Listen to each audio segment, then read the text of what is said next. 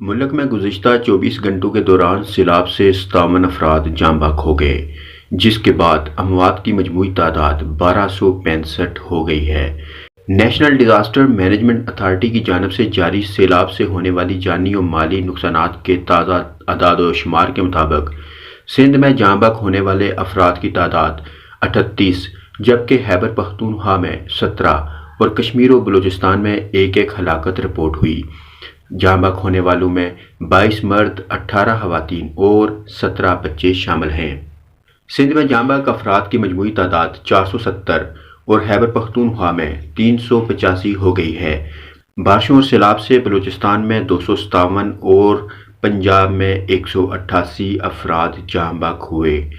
سیلاب اور بارشوں کے باعث گزشتہ 24 گھنٹوں کے دوران ہونے والی ناگہانی واقعات میں زخمی ہونے والے افراد کی تعداد 12,577 ہو گئی، جس میں سب سے زیادہ تعداد 7,204 سندھ سے ریکارڈ کی گئی، جبکہ اب تک مجموعی طور پر 14,27,000 سے زائد مکانات کو نقصان پہنچا ہے۔ سرکاری اعداد و شمار کے مطابق 7,35,584 مویشی سیلابی ریلوں میں بہہ گئے۔ اس کے علاوہ ملک بھر میں شدید متاثر علاقوں میں مون سون بارشوں اور سیلاب کے باعث ہونے والی تباہ کاریوں کا سلسلہ جاری ہے۔